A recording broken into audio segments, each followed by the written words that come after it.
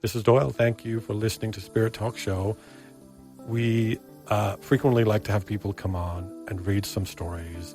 We like to honor them, but tonight we're going to do something a little different because my friend and co-host Russ, thank you for coming in, Russ.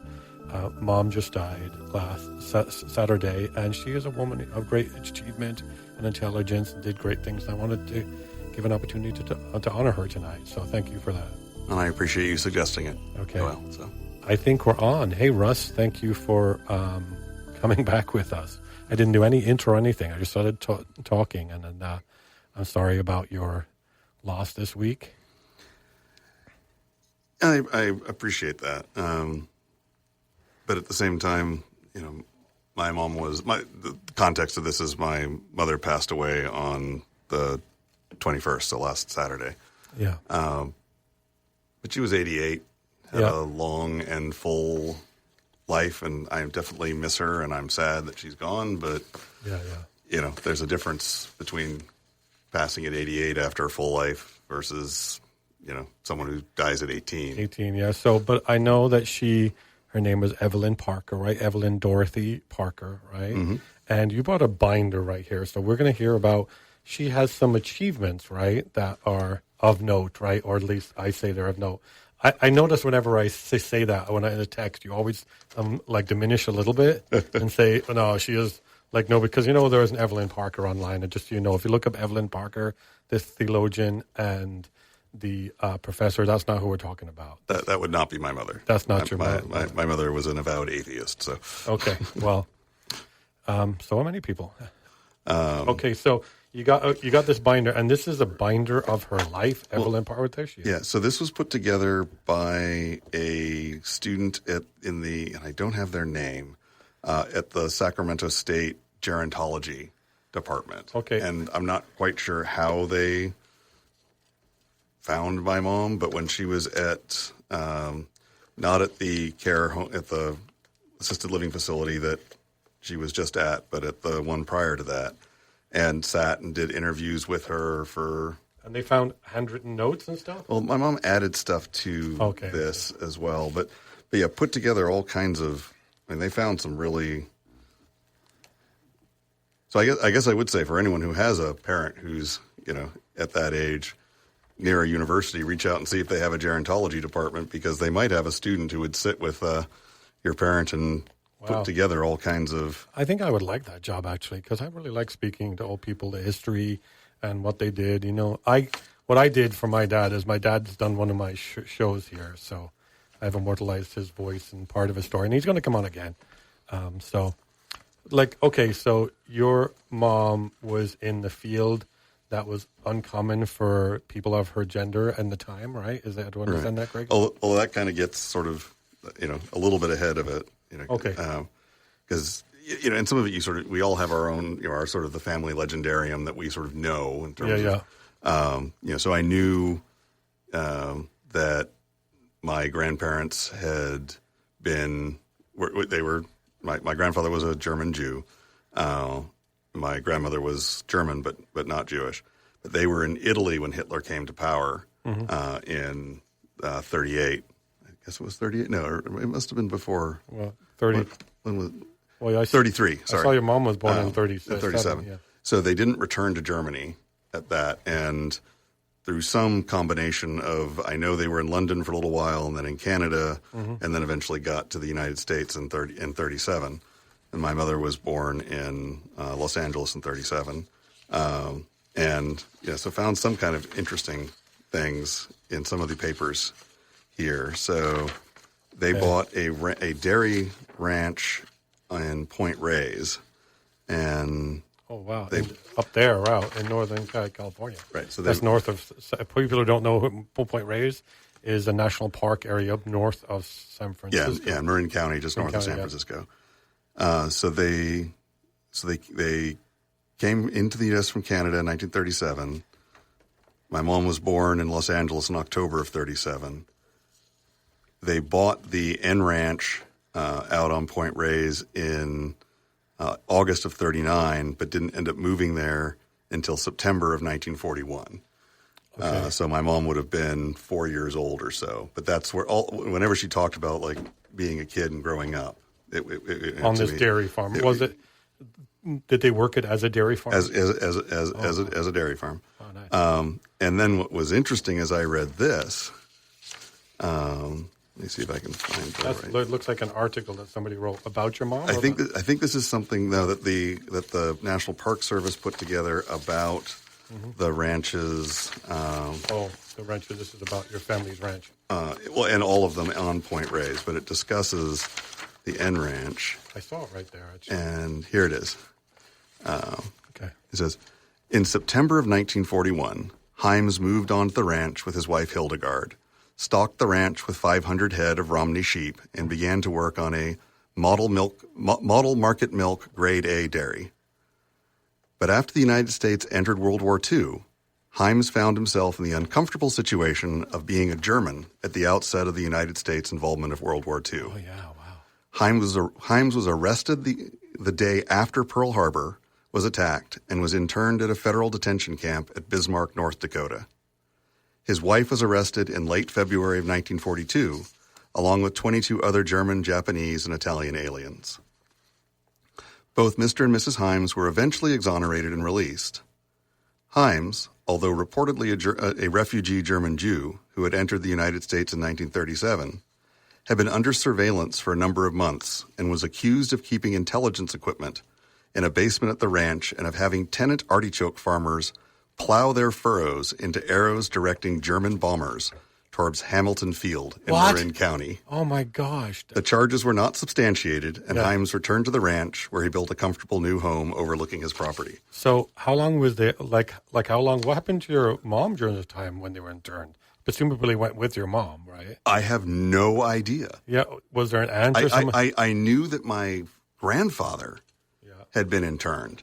I had no idea that my grandmother had also been arrested. I didn't know. I knew the Japanese were interned. I didn't know the Germans were interned too. But it doesn't make sense. Like it's a good thing. I know this is a dark chapter in history. So but it's possible that she went and lived with my grandfather's first wife, Erna, because I know that he got his first wife and their 3 children out of Germany just before Kristallnacht, which was in November of 1938.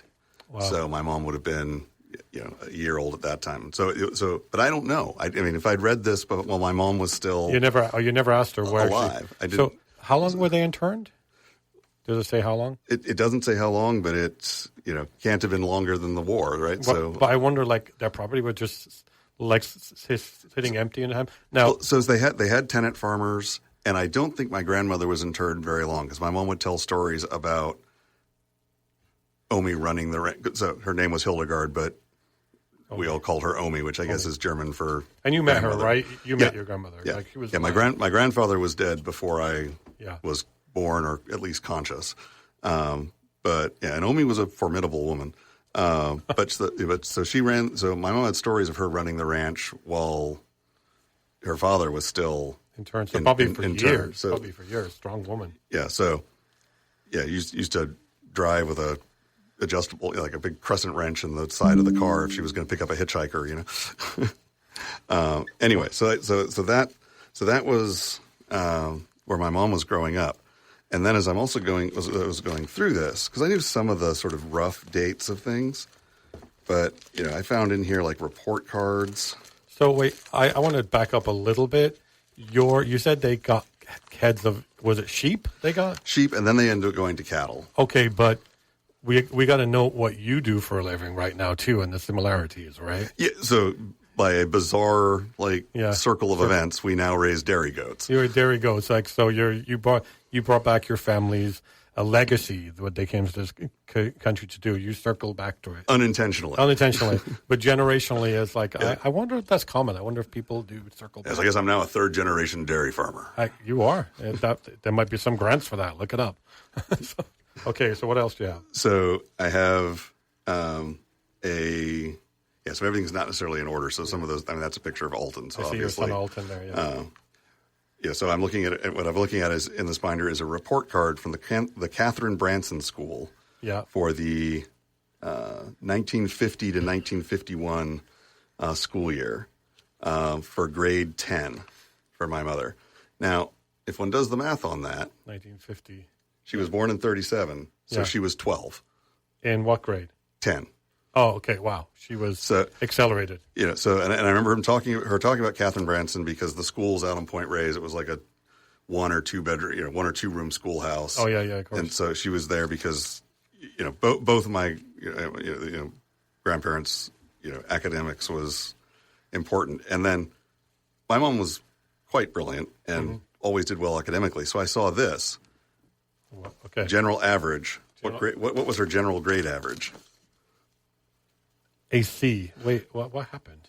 And I was like, what? C? And then, this is again back from 1950, I looked at what the grades mean. It wasn't A through F. F was below 60. Yeah. P for passing or weak was 60 to 69. M was 70 to 74, meaning moderately good. Yeah.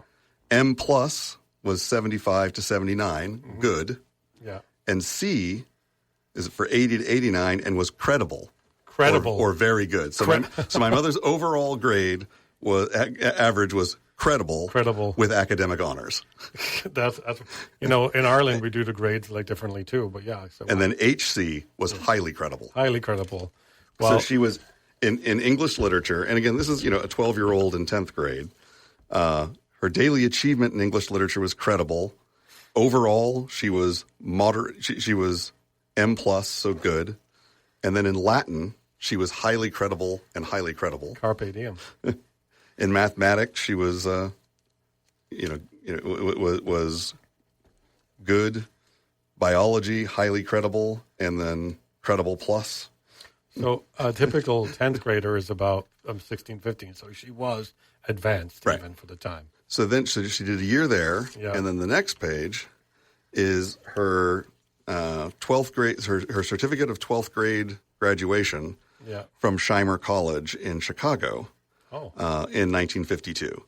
So the next year she'd gone, she did a year at Catherine Branson, then went to Shimer, did a year there, and essentially graduated high school. Okay. So she's already graduated at like 13. Right. School. So she's graduated. Wow. High school at I guess 14 or 13, something like that. Probably so very uncommon for girls of the time. Yeah, even today. Even today, well, yeah. And then the next one here is her Bachelor of Arts. What year is that? From the University of Chicago in 1954. So 2 years later. She was 20, going on 21 that year. When's her birth? No, 54. She's 1937. 37. Okay, wait. So this would have been. Wait. 30. Well, math. 4 plus 17. I think. 17. Yeah. Wow, she got a bachelor's degree at 17. Now, in the middle of that, of course, Bachelor's of Arts. Yeah. My oldest brother. Was born in December of 1952.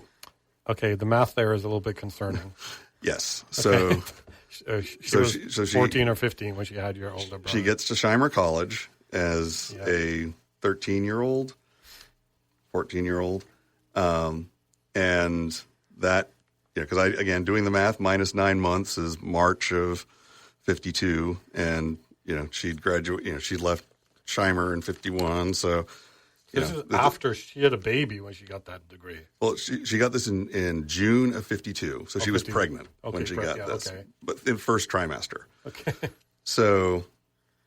Wow. Now my dad. So Shimer was kind of a college that was described to me as a sort of an oddball.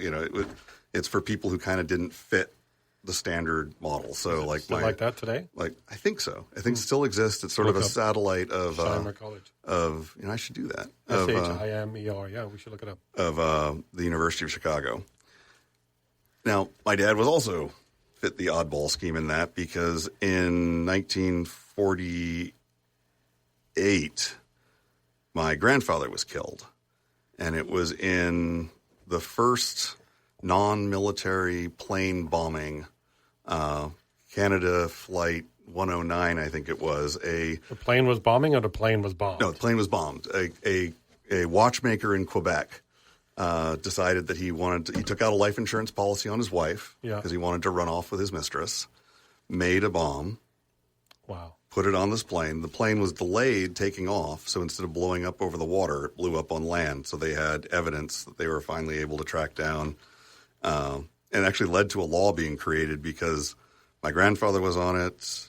It was Kennecott Mines. He was the vice president, and the president of Kennecott was on it. He was on it, and like someone from the board. So there's like a law now that was made afterwards that you can't have too much of the same corporate leadership on one plane at a time. But anyway, my father is, again, this is family legendarium, so who knows? I don't. Maybe when my father finally ends up passing, we'll do a. Your father's still alive. My dad's still alive. How old is your father? 94. Wow, and they weren't together. They've been separate. They've been divorced for many years. Okay. Thankfully. So. So my grandfather was killed. They figured out what had happened, that it was this watchmaker. My dad decided he needed to go kill him. Needed to figure out how to get to Quebec. To kill this guy who killed your father. And your dad was an older teen at the time? He would have been 17. 17, okay. And like I say, another episode, we can go into a whole bunch of stuff there. But in 48, he was 17, so he was born 31. 31, yeah. So he was 6 years older than your mom. Yeah, 6.5 is April and October. Okay. So held up a liquor store, wasn't very good at crime, so got caught. Yeah. His older brother, my uncle, argued with the judge, told him the whole story, managed to get him institutionalized instead of put in prison. Yeah. And then when Canada executed the guy a couple of years later, my father was released because he wasn't a danger to anybody but nobody to kill anymore. This guy. So was his uncle an attorney, and that's how he argued with the judge, or you just like? No, he was just informally 2-year-old older brother. Okay. Wow. And So he gets out of the institution. So he is on the older side for going. So he's also an oddball ending up at Scheimer. And yes, that would mean he was. So I was going to say, how does your mom seems so smart and has all her crap together, and so she was wooed by this 20-year-old? I know she was 14 and he was 20, which is problematic. So smart and having your crap together don't necessarily. Oh well, yeah, I know you. So I'm joking. Thanks, thank you, Doyle. Okay. Yeah. Always appreciate that one. Okay. No, so brilliant intellectually, but still. A 14-year-old, so naive, emotionally, right? Okay. So not going to use words that are going to get the podcast banned. Were they ever married? So, because you're the product of those two, too. Correct. Right? Yeah. So my understanding is that back then being illegitimate was a great hard shame. So we talked about in Ireland, people were put in institutions for being unwed My understanding is my grandparents gave him the option that he could either be tried for the crime that I will not mention because I don't want to get you banned. But a 21-year-old man and a 14-year-old girl. Yes, that's very presidential. Or Jesus. Sorry. Or they could get married on the condition that he would then disappear forever. And they would get a divorce after the baby was born. Yeah. And then the baby wouldn't be illegitimate. They want him to marry, and then they want him to go away. That was my grandparents' condition, from what I understand. Oh, wow. However, once as a parent you have given permission for a minor child to get married, they are then married and they are emancipated adults. Yeah. So the scheme that, as it's been told, my parents cooked up, but whether it was together or whether it was my father convincing my mother or who knows, but was that they were said, well, now that we're married, we're going to stay together. Okay. So they put the baby up for adoption. Oh. Okay. And so they told me, my mom told me when I turned 18 that I had an older brother. Yeah. because we had no... 20 years older than you, because weren't you born in 70? 71, yeah. Yeah, so that's quite a few years, 20 years. Yeah. So it was a closed adoption. Yeah. So my parents had no contact with him. So at 18, I was told, you have an older brother. We have no data on him at all. Yeah. And my mom had tracked down the attorney and let him know that if my brother ever reached out, that she was interested in making contact. You're open to it, yeah. Right. So 2 years later, that actually happened, and I met him and have known him since. He's so still alive today. Yeah. He'll be up here in a week and a half for the funeral. Mom. So how long were your parents married? Too long. Too long. Okay. So they were married, I think, almost 30 or 31 years, and it was. Okay. The second half of my mother's life was a much happier story. Not that the first half was awful. My dad wasn't physically abusive or any of those things, but there were multiple times when he had affairs and would tell her that, I'm not sure whether I want to stay with you or stay with the other one. And do you have, other than that brother, do you have other siblings? I have an older sister who's 6.5, 7 years older than I am. Okay. So back to the arc of my mother's life. So had the baby, he went up for adoption. They went back, got her degree from the University of Chicago in 1954, and then they moved out to California.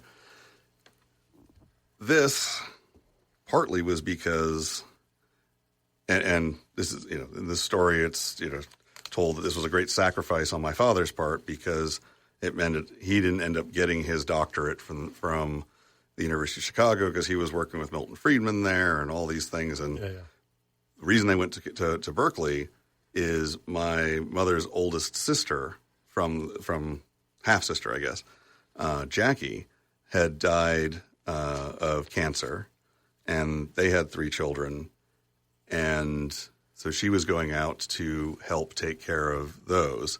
Yeah. What hadn't been known is that, again, if anyone who's listening to this ends up knowing more of this as in the family, this is just what I've sort of been told.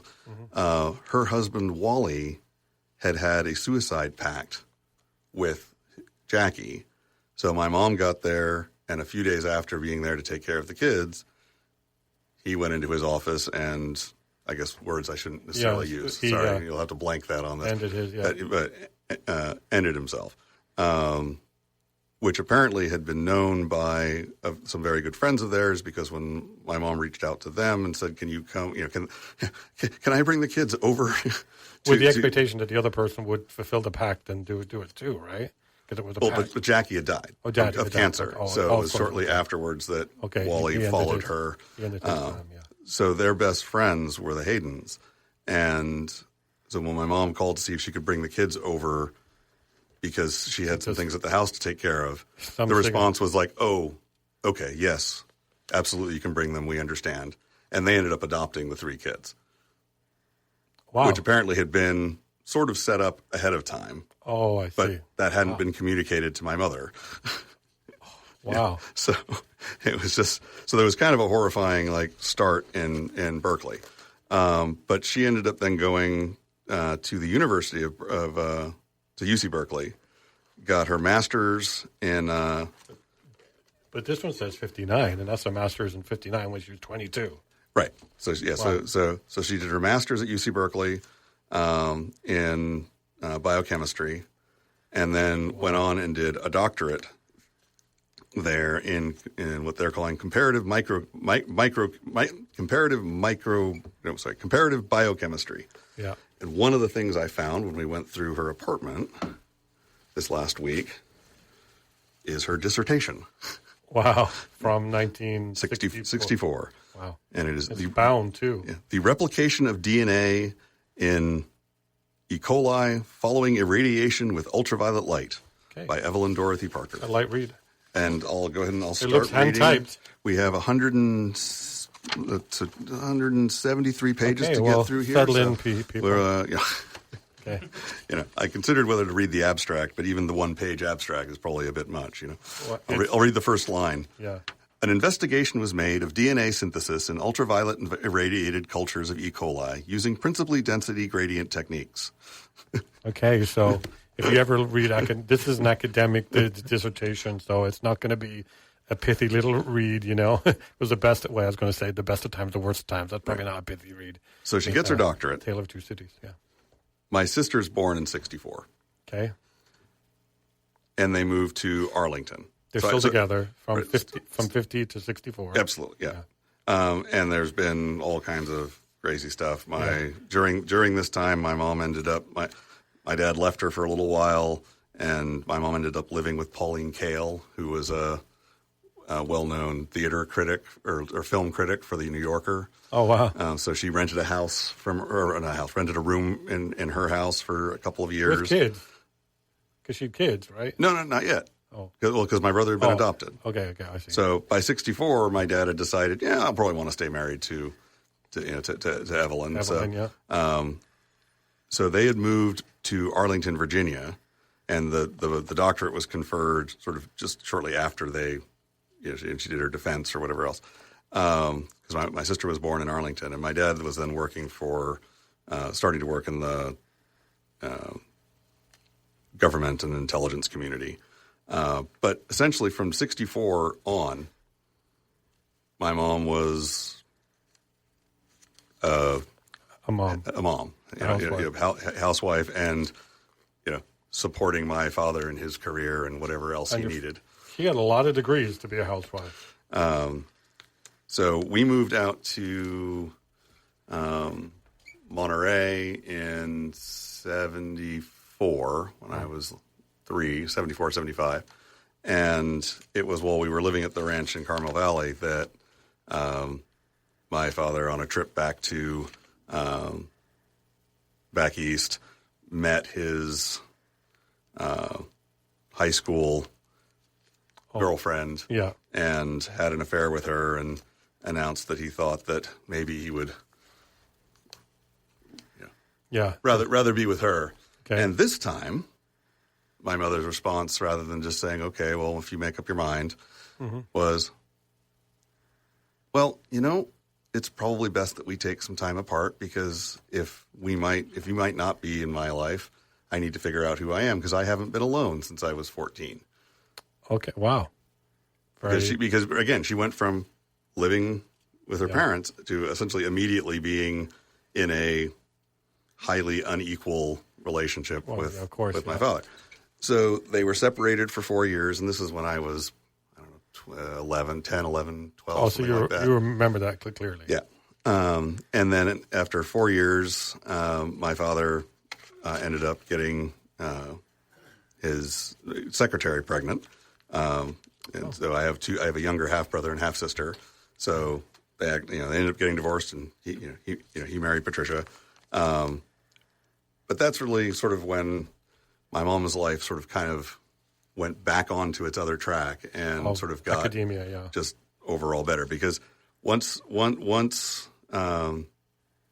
father was essentially out of her life, she went back into molecular biology, started working at the Hopkins Marine Station in Monterey, doing work with fruit flies in the lab of Colin Pittendrick, and then sort of caught back up on what had happened in the past 20 years and the field of molecular biology, and then went to a lab at UC Santa Cruz for a couple of years, just continuing to get back up to speed, and then went to Stanford with the lab of Mark Krasnow, and was there for a number of years afterwards. So she is, I think, maybe third or fourth author on a lot of different papers. Oh, but was never principal or anything like that. I know, but papers that had made notable discoveries, right?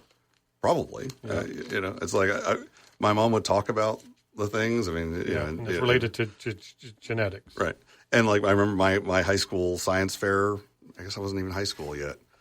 My middle school science fair project was. I remember doing that at Hopkins Marine Station with having fruit flies hatching and dropping into Wow. Soapy water and counting them with a LED light and different things like that. So I hung around Hopkins Marine Station as a kid.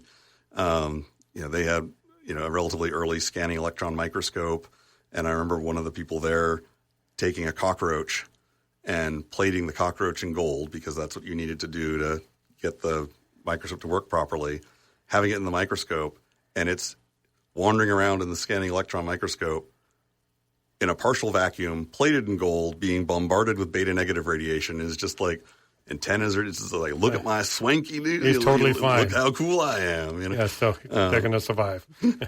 Exactly. And my mom was at the Beckman Center at Stanford for I don't know how many years after that, very happily, and it kind of became the sort of lab mother. I mean, I remember Thanksgivings. Yeah. There would be Thanksgiving, and then the Friday after Thanksgiving, it would be all of the postdocs and all of the. We'd have a very small Thanksgiving on Thursday. Yeah. And then Friday would be this huge Thanksgiving that was with all of the kids who weren't at home. This was a Stanford lab we're talking about. Yeah. Wow. And one of the words that everybody who's been because been reaching out to everyone who was in like her contact list and things like that, and the word that keeps coming up in how people describe my mother is kind. And she really was probably one of the just genuinely kindest people I know. I got very lucky in my mother. That's really cool. And she's also a woman of great achievement. I see a doctorate at 22. Is that right? No, a doctorate at 31. Yeah, 64, 37. No, it's not 61. Whatever.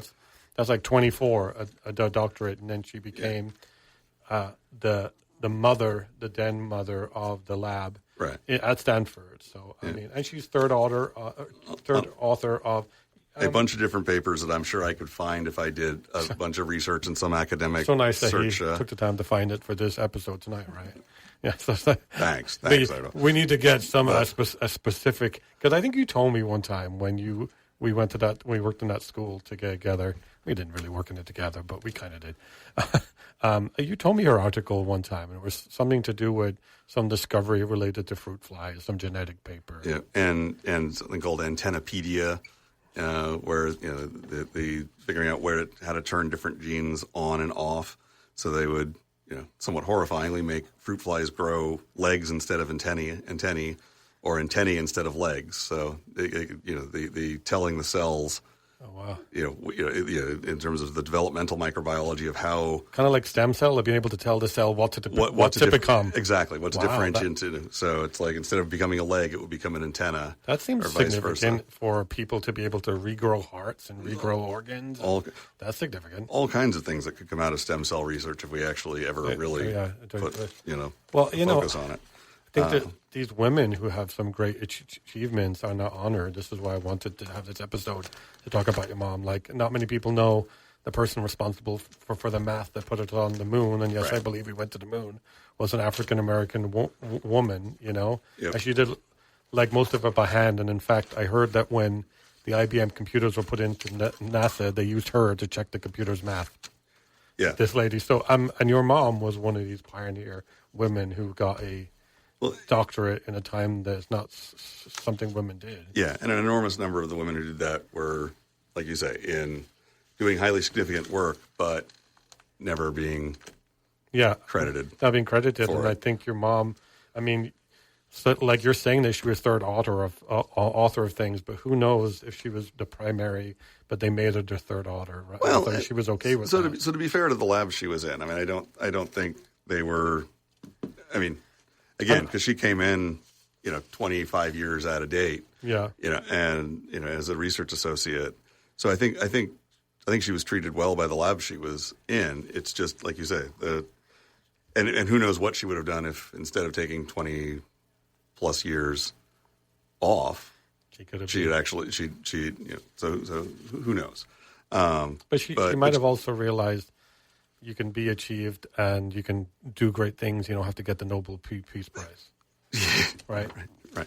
Or even be offered it afterwards. But there's people who've done great things and great achievements. Yeah, and she certainly was never And my mom was always happy being in, not being in the spotlight. Actually preferred not being in the spotlight. But yeah, she did a lot of, cool travel and different things after she retired. And did you get to travel with her? I did not. Where did you stay? Well, we did a little bit. We did one trip down to Peru and went to Machu Picchu, which was really cool. Well, that's awesome. But most of the other trips that my mom did was later on and with groups and things like that. I was going to say, like, where did you stay? But you were an adult when she went on these trips later on. Yeah. Okay. So, and so when did her, she decline because of dementia, right? Yeah. So when did that decline start? So this is actually one of the problems with being really, really smart. Yeah. Is it probably started a lot earlier than it was detected. Oh, because she would still do really well on the dementia tests, but because she was smart, yeah. Because she, yeah. So, what would be the benefit of detecting earlier? Yeah, I don't know. I know because so she was relatively. She lived independently until probably about 10 years ago. Yeah, and then was at a assisted living facility, and then she had a bad fall and broke her back, and after that was sort of wheelchair bound. Significant fall, yeah, broken back, and then moved, and switched to a assisted living facility that was. So does she remember having? She met Alton, right? Yeah, her son, and she. Like Alton was a young, so she had some type of relationship with Alton. Absolutely, they would have talked a few times. Yeah, so she hadn't fully mentally gone by the time her body failed. But the stories of the past, I kind of referred to as almost being like Mad Libs. Yeah, in the basic story would be there, but the people. So there were times when she would tell a story about being a kid growing up in Carmel Valley, which was the ranch we moved to in Monterey when I was 3.5. Oh, I see. Yeah. But she was talking about N Ranch, probably. Right. Yeah. Okay. So she had the correct idea, or just some details. The basic outline of the story was still there, yeah. But her mind would be filling the people and places in with stuff that was, I'm making hand gestures, which is useless here, that were sort of from other stories. But certainly still recognized all the close family and that's cool. Things like that. So she was this kind woman who was she was great achievements, and she was seen. She brought people to her home on Thanksgiving. So this is the person, Evelyn Parker, you want the world to know. If someone said to you, what's your elevator pitch for Evelyn Parker, what would you say? One of the kindest, most giving people that you're ever likely to meet. Okay. And if it weren't for us having been doing this, it would never occur to me to sort of do a, hey, world, here's my mom. Yeah. But, and it would probably annoy her. Oh, she heard it right now? Because was very private. But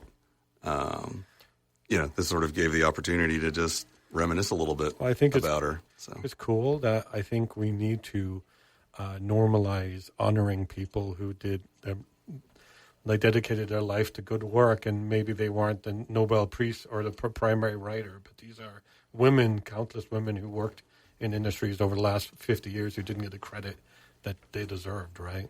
And she was one of them. I mean, it sounds like she did get some credit because she was well respected in the lab. Right. But I mean, and I'm not saying that I think the lab would intentionally have taken her off as primary, but sometimes, like subconsciously, they might have decided, oh, that's a good idea, and not credit her with the idea. Or even more subtle than that. I don't know that it would ever have occurred to my mom to push for being first author on something. Even if she had the primary ideas at the start. It would, was trained to, and as I think many women of her generation were, trained to take a secondary role, not a lead position. I mean, so then it's possible that she did have secondary influence into them, but because she's someone that didn't like the spotlight, she chose she had secondary position in the credit. And again, that was never anything she was bitter about or anything like that. It was nothing that ever. Yeah. I don't think it ever would have occurred to her to be pushing for top billing. I mean, obviously, your mom was super intelligent, and I know you, and obviously, you're very intelligent, and so is your son Alton. And so, I mean, those genes are carrying through the years, right? So, Lord help us, yeah. Help us, well. But so. Well, like I say, I look at it and go, I probably the best decision that I ever made was how I chose my mother before I was born. Right? No good decisions after that. You said, so if we close about her, is there something else you wanted to read the close? Is there something else? Thank you for reminding me of that. I was fortunate to, she took a real sort of sudden physical drop on Friday. So, my sister called me and we sort of, alternated off, spending time with her. Because one of the things that my mom had said is she didn't want to die alone, which is understandable. Yeah. Okay. I was fortunate to be the one who was actually there at the time that she passed. And so I spent that, and I honestly didn't even notice when she died. She was in bed sleeping. Mm-hmm. She passed peacefully enough that it was, realized she was dead when the hospice nurse came in to check on her. That's and he checked her, and it was like no heartbeat. So somewhere in that sort of couple of hours, she just seamlessly passed over from being laying in bed alive to laying in bed not alive. Which is a good way to go. No pain. At 88, she knows you're there. My own mother has passed away too, and the week before she went, I got to go into hospital and hold her hand for the day and just sing her songs and talk to her. And so she was kind of out of it with drugs because she had cancer. But my sister and I she was there. had talked about whether to give my mom morphine. Yeah, but she didn't seem in pain, and when she'd had morphine in the past, some people react to morphine with nausea and anxiety. And that was, so we didn't, she wasn't on any kind of painkillers. She just had drifted off. But I spent those hours, I would alternate playing a song by Gordon Bach, which was one of her favorite folk musicians, and reading her stories from a book that she had that were stories that her mother, so my grandmother, had written down that were told when she was a kid. Wow, that's cool. So, and again, I don't know exactly when in that she died, but I know the last song that I'd played for her, which was Turning Towards the Morning by Gordon Bach, which I will not inflict singing on you. Okay. But then the last story that I read out of this book before the hospice nurse came in and determined that she was dead is something I would like to read too. That'd be great. Here. That'd be great. So, and these were written in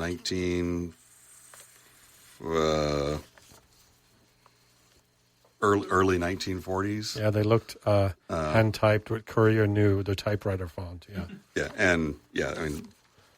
custom bound by some bookbinder that no longer exists in San Francisco. An expensive looking bookbinder. People don't know that a Courier New is the font of old typewriters. Okay. That's why scripts have to be written in Courier New. That's the homage to the 20s scripts. But okay, back to your topic. Yeah. And if we do another one of these, there's lots of 10 of these, so I could always read more. But this is the last one. Okay. Tick-tock. There was once a big, big clock, a grandfather clock, that went all day faithfully, tick-tock, tick-tock, tick-tock. It had done so for many, many years, and it had done so very faithfully, and it never had skipped a single tick-tock. Everybody had relied on that clock, and nobody had thought that it ever could go wrong.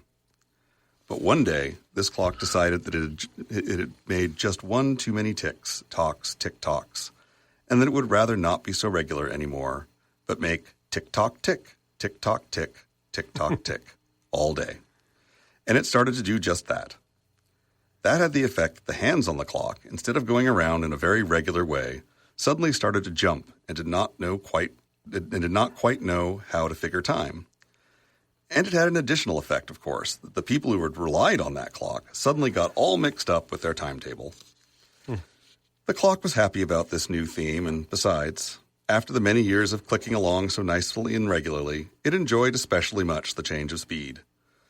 The people were not of that opinion. They did not want the clock to get away with that. They asked the watchmaker to repair the clock. Of course, they thought the clock was broken. And the watchmaker looked the clock over from beginning to end, from top to bottom, and came out with the result that everything was in perfect order, and he could not understand why the clock would act up that way. He had cleaned the clock, he had oiled the clock, and he had looked at every little wheel and every spring, and there was just nothing more he could do. And still the clock went tick-tock tick, tick-tock tick, tick-tock tick. Mm-hmm. He shook his head and he went home. The family was puzzled. They asked another watchmaker, and he also looked at the clock, and he came to the same conclusion. He really was nearly frightened by the clock because that clock was acting like a human being. He said to the people, "If I were you, I would let the clock do what it wants. If you find that it disturbs you, put it up in the attic, but do not interfere, because evidently this clock had something that other clocks do not have. It has a personality. And in our time, this is something wonderful and unusual to have. You will not find it often. And even if this is not a living being, perhaps something in it is alive, and why disturb it?" The family looked at that man and thought he was completely out of his mind. They paid him and let him go, and they sat around the table and talked about the clock. What in the world could they do to get it to where it would again keep time and go back to its old habits? One of them had a very good idea suddenly. They decided to get another clock. Not an old one, of course, because it would be much too expensive to buy. Not such a good one, and not one that was connected with so much history, but just one of the new-fashioned ones that would go as loud as possible, tick-tock, tick-tock, tick-tock. And they figured that perhaps, since the old clock was getting so very old, all that had happened was that it had forgotten how to make tick-tock, tick-tock, tick-tock, and had gotten into that new rhythm without knowing that there was something that was wrong. And hearing the new clock and hearing the regular tick-tock of the new clock, it might remember it and it might go back to its old faithful habits. So they bought a new clock. They put it right next to the old one, and they wound it, and they were delighted with the loud tick-tock it made and the regular tick-tock it made, and they waited to see what would happen. And they went to bed in the evening, and in the morning, when they woke up and went down to the clocks, they found something very, very amusing. Evidently, the old clock had gotten greatly disturbed by this different tick-tock that the little new clock made compared to what the old clock, wanted to make now. And it started to slowly move out of the room and was sitting in the middle of the door from the living room to the hall. They were amused at first, but also they were in a way frightened. Maybe the clockmaker, the watch repairman, had been right when he said that this clock had personality, and maybe they should not disturb it. But what could they do? What could they do with a clock that did not keep time, that was going hoppity-dee and hoppity-da, and was not going as a clock should do, tick-tock, tick-tock? This was a problem far beyond their minds, and something that they must look to for help. So they looked for help and sought out a very wise man who lived in the neighborhood, a man with a white beard and clear eyes, who had on many occasions helped people to find a solution to their problems. They went to see him, and he came and looked at the situation over, and he said, "It's very simple, and it's understandable, too. This clock got tired and bored, and all it needs is something new. And since you did not provide something new for this clock for a great many years, it has decided to provide it itself. Now all you would have to do is think of something interesting that the clock could see or do every day, and then you will see that your troubles disappear. It will go back to its old habits, and will keep time, and will do its regular tick-tock, tick-tock, tick-tock." But here his advice stopped, and he left it to the family to find a solution. The family was quite puzzled. They understood it, and they really felt in a way sympathetic with the clock, if that was the reason why it made all these strange new things. They tried to find a good idea about what to do to amuse the clock during its 24 hours. And eventually, one of the children came up with a good solution. It was a little boy who had the solution, and he said, "Do you know, Mother, from all the clocks there are, I always thought that the cuckoo clock would have the most fun. Because every half hour something happens, something new. The cuckoo will open the door, go out. It will look at everybody in the room. It will make a noise, and then it goes back. I bet you it tells the cuckoo clock everything that's happening in the room. This curious little fellow does not just tell the time by making his noise. It looks around and reports to the clock. Why don't we try to get a cuckoo and have him live in the old clock and tell the old clock about all that is happening? Because really the soul of the clock is inside. And the shell in this old grandfather clock is all around it. And there are no eyes with which the clock can observe what's going on." So they did that. They got a cuckoo, a live one, a real one who was really too lazy to find his own food. And they promised the cuckoo to feed him and look after him. They also promised that if he laid eggs, they would look after the eggs and keep them warm. And cuckoos are funny things. That's one thing they don't like to do. They even put eggs in other birds' nests for them to hatch. And so the cuckoo thought this was a very good plan to be so provided for by the family. He went to live in the grandfather clock, and every half hour he opened the little door that they had cut out for him. He reported the time, and he went back and he told the clock all that was happening around him. And the clock, what do you think? After 2 days, stopped making that odd noise and went back to its regular tick-tock, tick-tock, tick-tock. And everybody was happy. You know, I think it's a beautiful tribute to your mom, because I think your mom kind of went and did her own tick-tock tick, right? She definitely, from someone, a lot of women were doing tick-tock their whole lives.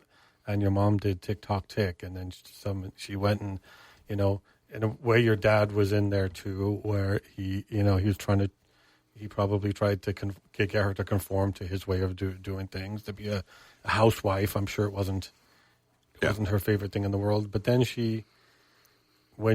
after he left, the cuckoo, it was the world and the opportunity that she got to experience again. Yeah. And she was happy because she got to experience the world, because now she knew what was going on again, right?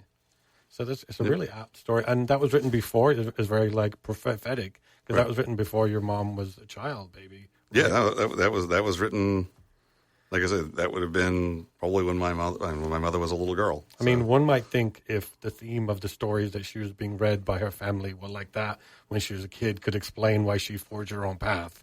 Maybe. When she became like I say, we do an episode.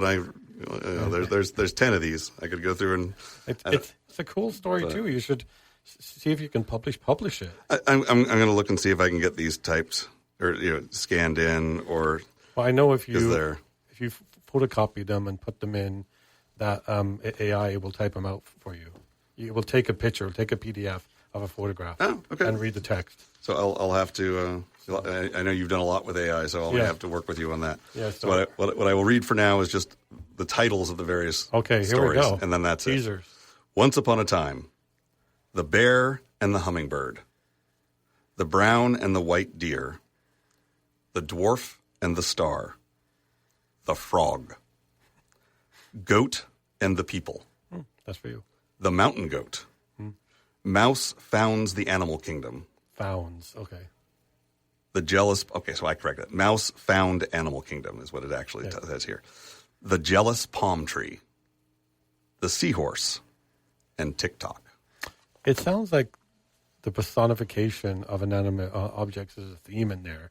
Don't know if that's common for like German folklore, like how they talk about the clock having personality, the jealous tree. It sounds like, wow, cool. I want to hear some of these stories. We can definitely do another episode on unheard stories from the 30s and the 20s that are quite cool, but nobody's going to hear those stories, right? Yeah. They're in that book in your house that, I mean, she wrote them down from memory, right? So it's oral. Well, no, so this was, I believe this book was not, I think this was done. This wasn't the original work of your great grandmother. So, no, this was my grandmother. This is the original work of your grandmother. This was not put together by my mom. This was put together by my grandmother. Is this her original work? Yeah, I think this is music in that one. Right, I think this was typed by my grandmother. Well, I was saying that when you said type your grandmother, I thought she was typing oral tradition stories she knew from her childhood. But did she make up these stories? I think she made these up. Wow. again, I couldn't find. I searched for the titles. I couldn't find them in like German folklore, and my mom's memory of it was that these were stories that my grandmother made up to tell them at night. You need to consider publishing that. It's a valuable thing that shouldn't be lost to time, right? Because that story was really fun, and it was also definitely not written by AI. And definitely not written by. It was just written by I. If it was written by AI, it was a very early one. Very, very early AI. Well, just written by I, right? Yep. Wow. But hey, well, thank you so much for coming on and talking about your mom and we, honoring Evelyn Dorothy Parker. Thanks for the opportunity to kind of share with you and with your audience a really special person. So. I'm glad we could do it. So she died on the 14th? No, the February 21st. 21st.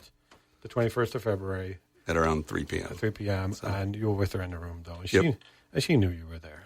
Yeah, oh, absolutely. And the day before, we had spent most of the day like calling various people. And my mom wasn't able to talk that day.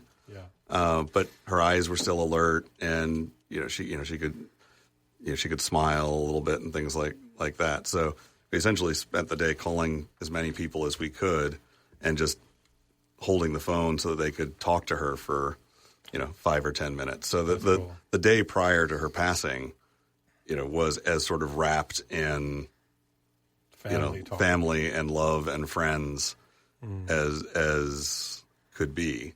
And then having my sister and I there sort of constantly playing music or talking to her or whatever else. So did Alton speak to her that day? Yeah, the day before. Wow, that's great. Yeah, Alton did, Sav did. I think all three of my sister's boys did. A bunch of other, family friends. Does she have any relationship with her ex-husband? Did they he didn't? As little as possible. As possible. Okay. They're okay. It was a hard time in your family's life. Yeah, and again, my mom wasn't bitter or angry. She just didn't want anything to do with him after she was free of him. But you had some kind of relationship with your dad. Yeah, although less and less over the years, especially as I started to put some of the math together and kind of went, oh boy, yeah. I don't know that this is someone I really need to spend time knowing, so. Probably not. I mean, because. I mean, he's an interesting person. I mean, and again, we can do an episode. Sounds like he worked in intelligence too, yeah. On crazy stuff about my dad and his career. But I do believe just because someone is blood doesn't give them the right to damage your life. You get to choose your family. Well, and so it's funny because I'll tell people I got really lucky in my mother, not so lucky in my father. But then every once in a while someone will say, "Oh yeah," and I'll be okay. My dad wasn't great, but he wasn't. I mentioned at one point in time about how he'd once hit me with a riding prop, and the person I was talking to hit me and said, "Oh yeah, let me show you the scars from how my dad used to hit me with a coat hanger." And I was like, "Oh, okay." So he wasn't great, but he wasn't. Yeah, he wasn't any of that. I think it's very people to think like black and white. You're evil or you're really good, right? It's kind of the Hollywood view of people. Someone's super evil or they're super good. Right. There's ranges of people. We're all complex beings. And if we do a show about him at some point in time, he had a pretty, interesting, kids were to be seen and not heard. Yeah, I understand. His mother was a true hysteric and all kinds of other stuff. So I can understand a lot of the sort of things that forged, my father into who he is and became. I mean, there's a book or an article from years ago saying crappy childhood, good life. Just because you had crappy experience, you don't have a right to be a crappy person. Doesn't mean you can't transcend that. You can't transcend that. So, but hey, thank you so much for coming in. We better sign off, but thank you, Doyle. Thank you, Howie. And thank you, Evelyn. And have a good night. Say good night, Howie. Good night, Russ. You did not stop talking tonight. No. I would like to read some stories in the future. Yeah. Okay. But definitely. And good night to your audience. Okay. Thank you. I didn't pause it because what we do need to do is we need to figure out a short introduction to this episode. Right? Okay. So what would we say? Do you want to do? Can you wing it? You want to do? Sure. Okay. So do introduction. Guess we won't be doing cold star in this one. Right. So, I knew you had another guest book that they ended up dropping, and with my mom having passed this past week, I appreciate you, sort of suggesting that, hey, we've got some time. How about, do you want to share some things about your mother? And isn't something I would have thought to do, but it's kind of a cathartic and heartwarming thing to do. So thank you for the opportunity to tell people a little bit about my mom, Evelyn Dorothy Parker. Well, thank you. Thanks for spending time with us. Now go make a story worth telling.